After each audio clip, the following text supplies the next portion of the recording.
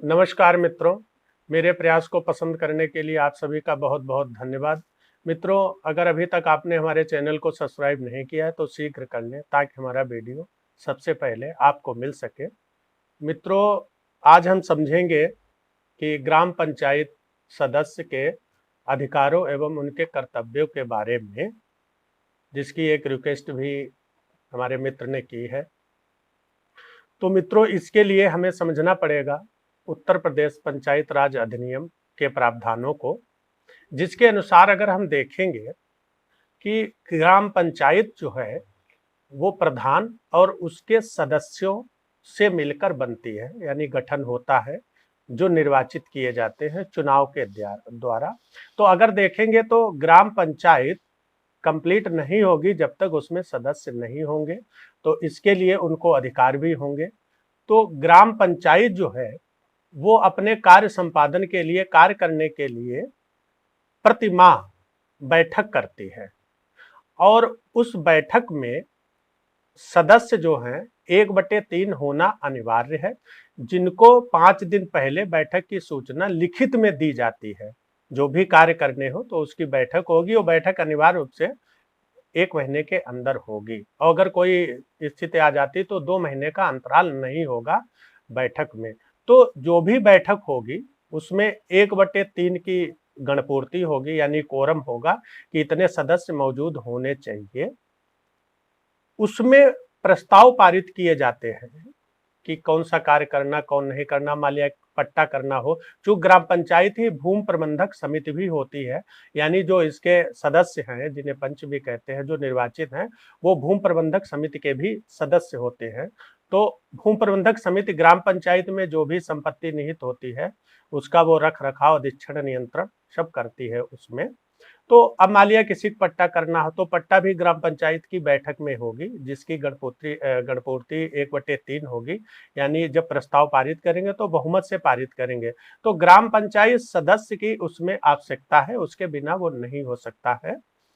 दूसरा, जो भी कार्य राज्य सरकार द्वारा या तमाम चीजें उसके दायित्व तो दिया जाता है कि तो उनके निर्वहन में भी संकल्प यानी प्रस्ताव पारित किए जाते हैं, जिनमें भी ग्राम पंचायत सदस्य की आवश्यकता होती है। तो अगर हम देखेंगे अधिनियम की धारा 26 जो प्रावधानित करती है कि बैठक में सदस्य जो हैं पंचायत, वो कोई भी संकल्प प्रस्तुत कर सकते हैं, यानी प्रस्ताव की ऐसा होना चाहिए। मान लिया कहीं खड़ंजे निर्माण है, किसी को पट्टा करना है, कोई अपात्र है या नहीं है, तो इस तरीके के वो प्रस्ताव उसमें रख सकती हैं।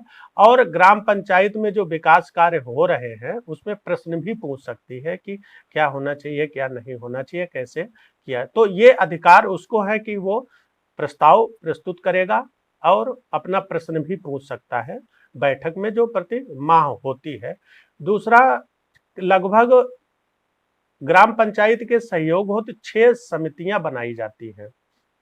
जैसे शिक्षा समिति हो गई जो पहले, अब उसमें जो कार्य है जैसे मिड डे मील वगैरह है तो उसमें क्या होना चाहिए, तो उसमें भी सदस्य ही उसमें निर्वाचित किए जाते हैं और आमंत्रित सदस्य भी होते हैं। वो तो 6 समितियों में भी यही सदस्य बनाए जाते हैं सहयोग करने के लिए। निर्माण समिति है और इस तरीके की समितियां हैं जो जियो द्वारा यानी शासनादेश गवर्नमेंट देती है, तो उसमें वो उसके कर्तव्य और पूरा कार्य विवरण उसका उपलब्ध होता है, जो आपको ब्लॉक पे मिल जाएगा, यानी विकास खंड जो है वहां से आपको सब जियो वगैरह मिल जाते हैं कि कैसे क्या हो रहा है। ग्राम पंचायत सदस्य अधिनियम के अनुसार जन सेवक होता है, यानी वो पब्लिक सर्वेंट होता है। और अब मान लिया ग्राम पंचायत नोटिस नहीं दे रही, लिखित में नोटिस होनी चाहिए, सूचना नहीं मिल रही ग्राम पंचायत सदस्य को, तो इसकी वो शिकायत भी कर सकता है, जिसमें धारा 95 के अंतर्गत कार्रवाई भी हो सकती है। जो भी इससे संबंधित दोषी व्यक्ति है कि आपने चुपके से बैठक कर ली, हमको सूचना नहीं दी गई है, हम उसमें आते तो अपना प्रस्ताव रखते, इससे हानि हुई है या कोई गलत प्रस्ताव पारित हो गया है, तो इसके लिए एसडीएम है, डीएम है, इनको रिप्रेजेंट करके और उसमें कार्रवाई भी हो सकती है धारा 95 के अंतर्गत कि वो नियमतः कार्य नहीं कर रही है ग्राम पंचायत या नहीं किया जा रहा है। उसके बाद मित्रों चकबंदी होती है गांव में, तो चकबंदी समिति में भी ग्राम पंचायत के सदस्य होते हैं, तो वहां भी वो अपना सलाह मशविरा देते हैं कि किस तरीके से कार्य होना चाहिए। तो इस प्रकार से मित्रों अगर देखेंगे तो ग्राम पंचायत सदस्य के बिना ग्राम पंचायत है ही नहीं।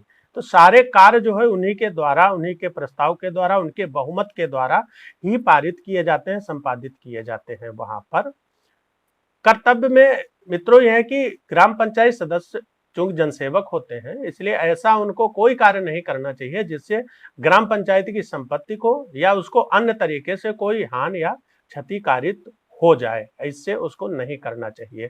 तो मित्रों इस प्रकार हमने देखा कि ग्राम पंचायत सदस्य के अधिकार क्या हैं और कर्तव्य क्या हैं। तो मित्रों आज के लिए है इतना। अगर वीडियो अच्छा लगा हो तो लाइक एवं सब्सक्राइब जरूर करें।